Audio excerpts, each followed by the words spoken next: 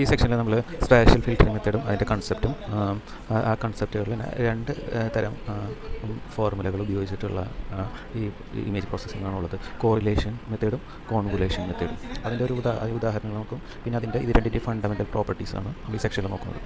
ഈ spatial filtering മെത്തേഡിൽ correlation ഉണ്ട്, കോൺവുലേഷൻ ഉണ്ട്. കോറിലേഷൻ നമ്മളിപ്പോൾ മനസ്സിലാക്കുക, നമ്മളൊരു ഫിൽറ്റർ ലൈൻസ് ആണ് ഒരു ഇമേജിലൂടെ ഇങ്ങനെ സ്ക്രോൾ ചെയ്യാൻ വിചാരിക്കാം.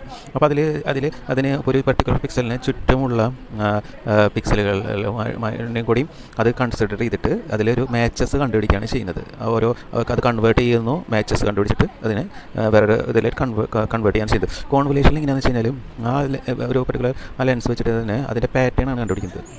അതായത് പാറ്റേൺ കണ്ടുപിടിക്കാൻ വെച്ചാൽ ഒരു 180 ഡിഗ്രിയിലെ ഫിൽറ്റർ ടേൺ ചെയ്തിട്ട് ഉള്ള ഒരു പാറ്റേൺ ആണ് കണ്ടുപിടിക്കുന്നത്. അതിൻ്റെ ഫോർമുല നോക്കുമ്പോൾ നമുക്ക് കൃത്യമായിട്ട് മനസ്സിലാവും. അപ്പോൾ ഇതിൽ നമ്മൾ കോറിലേഷൻ മെത്തേഡാണ് നമ്മൾ നോക്കുന്നത്. ഇപ്പോൾ ആ ഗ്രാഫിൽ കണ്ടില്ലേ, ആ ഗ്രാഫിൽ കാണുന്നതിൻ്റെ ലാർജ് ആയിട്ടുള്ള വ്യൂ ആണ് നടുക്ക് കാണുന്ന സ്ക്വയർ മാട്രിക്സ്. നടുക്ക് കാണുന്ന സ്ക്വയർ മാട്രിക്സിൽ സെൻറ്റർ പോയിൻറ്റിനെ ഡിപ്പെൻഡ് ചെയ്തിട്ടാണ് മുകളിലത്തിൻ്റെ ചുറ്റുള്ള പിക്സലുകൾ അതിൻ്റെ ഫിൽറ്ററുകൾ വരുന്നത്. അപ്പോൾ അതിൻ്റെ ഫോർമുല നമുക്ക് നോക്കാം. GX, Y എന്ന് വെച്ച് കഴിഞ്ഞാൽ അത് കൺവേർട്ട് ചെയ്തിട്ട് ഔട്ട്പുട്ട് ഇമേജ് ആണ്. പിന്നെ സിഗ്മ എന്ന് പറയുന്നത് അത് സമ്മാണ്, മൊത്തം അതിൽ ഉപയോഗിച്ചിട്ടിരിക്കുന്ന എലമെൻറ്റുകളുടെ സമ്മാണ്. അതായത് എലമെൻറ്റുകൾ എന്ന് വെച്ച് കഴിഞ്ഞാൽ ഇപ്പോൾ നമ്മളിപ്പോൾ WSD എന്ന് വെച്ച് കഴിഞ്ഞാൽ എന്താണ്, അത് ഫിൽറ്ററിൻ്റെ ഫോർമുലയാണ്. ഫിൽറ്റർ അപ്ലൈ ചെയ്യുന്നത്. F ബ്രാക്കറ്റിൽ X plus S Y plus T എന്ന് പറയുന്നത് അത് ഇൻപുട്ട് ഇമേജ് പ്ലസ് അതിൻ്റെ കോറിലേഷൻ കേർണൽ കോഎഫിഷ്യൻ്റ് ആണ് കാണിക്കുന്നത്. അപ്പോൾ അത് താഴെ എക്സ്പാൻഡ് ചെയ്തിട്ട് നമുക്ക് കിട്ടുന്ന റിസൾട്ട് ആയിരിക്കും ആ പർട്ടിക്കുലർ പിക്സൽ കൺവേർട്ടഡ് വാല്യൂ. ഈ നേരത്തെ കണ്ട അതേ ഫോർമുല തന്നെയാണ് ഇവിടെ കാണിച്ചിരിക്കുന്നത്. കോറിലേഷനിൽ നമുക്ക് അത് തന്നെയാണ് ഉപയോഗിച്ചിരിക്കുന്നത്. കോൺവുലേഷനിൽ നമ്മൾ ഫിൽറ്റർ നമ്മൾ ഒരു 180 ഡിഗ്രിയിൽ ടേൺ ചെയ്യുന്നത് കാണിക്കാൻ റെപ്രസെൻറ്റ് ചെയ്യാൻ വേണ്ടിയിട്ടാണ് അവസാനം F X - S Y - T വരുന്നത്. അപ്പോൾ അതിൻ്റെ എക്സാമ്പിൾ എങ്ങനെയാണെന്ന് വെച്ച് കഴിഞ്ഞാൽ റൊട്ടേറ്റ് ചെയ്യുന്ന മാസ്ക് ബൈ 180 ഡിഗ്രി. അപ്പോൾ അതിനെ 180 ഡിഗ്രിയിൽ എങ്ങനെ ചെയ്യുന്നത്, അതിനെ ഫ്ലിപ്പ് ചെയ്യണം. എങ്ങനെ ഫ്ലിപ്പ് ചെയ്യണം? വെർട്ടിക്കൽ ഫ്ലിപ്പ് ചെയ്യണം. അത് കഴിഞ്ഞിട്ട് ഹൊറിസോണ്ടൽ ഫ്ലിപ്പ് ചെയ്യണം. അങ്ങനെയാണ് 180 ഡിഗ്രി ഫ്ലിപ്പിംഗ് നടക്കുന്നത്.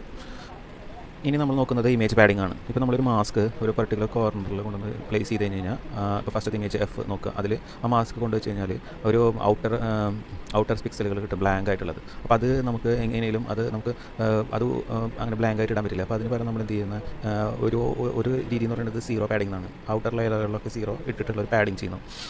വേറെ എന്ന് വെച്ച് കഴിഞ്ഞാൽ റെപ്ലിക്കേറ്റ് പാഡിംഗ് എന്ന് പറയും. അതായത് ആ പിക്സലിൻ്റെ എഡ്ജസിലുള്ള പിക്സലിൻ്റെ വാല്യൂ തന്നെ സെയിം വാല്യൂ തന്നെയായിരിക്കും പാഡിങ്ങിന് വേണ്ടിയിട്ട് ഉപയോഗിക്കുന്നത്. ഇപ്പോൾ ഇവിടെ ഇത് സീറോ പാഡിങ്ങിൽ നമ്മൾ ഔട്ട്പുട്ട് ഇമേജ് അതിൻ്റെ കൺവേർട്ട് ചെയ്തിട്ടുള്ളതാണ്. ആ ഫോർമുല ഉപയോഗിച്ചിട്ടാണ് കേട്ടോ അതിലുള്ള ഓരോ വാല്യൂസും കൺവേർട്ട് ചെയ്ത് വെച്ചിരിക്കുന്നത്. ഇപ്പോൾ ഇതിൻ്റെ പ്രോപ്പർട്ടീസ് ആണ് നമ്മൾ നോക്കുന്നത്. ഈ കൺവുലേഷനിൽ F convolution G = G കൺവുലേഷൻ F. അതുപോലെ അസോസിയേറ്റീവിലും തന്നെ F convolution G convolution H = F convolution G into convolution H. ഈ ഡിസ്ട്രിബ്യൂട്ടീവിലും ഇങ്ങനെ തന്നെ. കോറിലേഷനിൽ കോറിലേഷനിൽ കമ്മ്യൂട്ടേറ്റീവും അസോസിയേറ്റീവും ഇല്ല, ഡിസ്ട്രിബ്യൂട്ടീവ് പ്രോപ്പർട്ടി മാത്രമേ ഉള്ളൂ. അപ്പോൾ ഈ സെക്ഷനിൽ നമ്മൾ പറയുന്നത് സ്പേഷ്യൽ ഫിൽറ്ററിംഗ് മെത്തേഡും അതിൻ്റെ കൺസെപ്റ്റ്, പിന്നെ കോറിലേഷൻ, കോൺവുലേഷൻ, പ്രോപ്പർട്ടീസ്, അതിൻ്റെ എക്സാമ്പിൾസ് ഒക്കെയാണ് നമ്മൾ നോക്കിയത്.